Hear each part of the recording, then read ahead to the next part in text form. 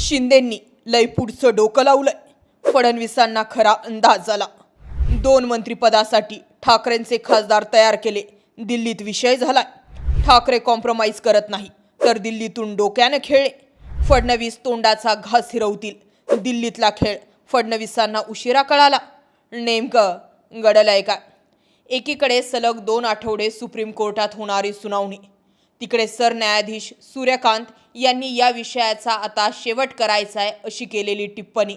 त्यानंतर अचानक अधिवेशन सुरू असतानाच एकनाथ शिंदे हे आपल्या वकिलांसह दिल्लीला रवाना झाले। त्याच्या दुसऱ्या दिवशी बातमी फुटली की उदय सामंत यांनाही दिल्लीला बोलावलं गेलंय। आता चर्चा ऐकायला मिळतायत की मंत्रिपदासाठी फील्डिंग लावली जाते। एकनाथ शिंदे हे दिल्ली दौऱ्यावर गेल्यानंतर भाजप आणि राष्ट्रवादी काँग्रेस विरोधात तक्रार करण्यासाठी गेल्याची चर्चा होती। निवडणुकीत सहकार्य न केल्यानं ते अहवाल सोपवणार असल्याचं बोललं जात होतं। एकनाथ शिंदे आणि नरेंद्र मोदी यांच्या जवळपास 1.5 तास चर्चा सुरू होती।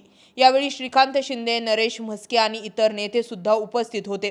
आता या सगळ्यांमध्येच आत्ताच्या घडीला बातमी अशीही समोर येते की शिंदे संसदेमध्ये जाऊन काही गोष्टी ज्या आहेत त्या उघडपणे मांडू इच्छित आहे। संसदेत म्हणण्यापेक्षा संसदेच्या बाहेर। मात्र या सगळ्या गोष्टींमागे कारण आहे ते म्हणजे शिवसेनेला केंद्रात 2 नवीन मंत्रिपद हवी आहेत।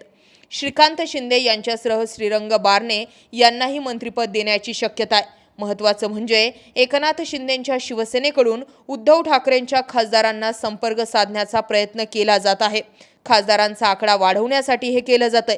खासदारांची संख्या वाढवून केंद्रात अतिरिक्त मंत्रिपद घेण्याचा शिवसेनेचा प्रयत्न आहे। पण अर्थात ही लॉबिंग जरी एकनाथ शिंदे दिल्लीत लावू पाहत असले तरी सुद्धा फडणवीस दिल्लीतील शिंदेंची ताकद खरंच वाढवून देतील का? आता 2 ते 3 कारणं जे आहेत ते शिंदेंच्या दिल्ली दौऱ्यामागचे आहेत। 1. सुप्रीम कोर्टात होऊ घातलेली सुनावणी। 2.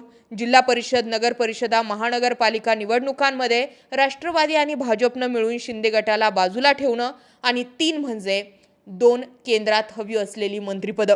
गेल्या अनेक दिवसांपासून एकनाथ शिंदेंची मर्जी राखता राखता भाजपची नाकीनऊ होतीये। शिंदेंच्या नाराजीपुढे भाजपच काहीतरी चुकीचं करतंय किंवा भाजपच कसं शिंदेंची गळचेपी करतंय हे दाखवण्याचा प्रयत्न शिंदेंच्या कृत्यातून होतोय।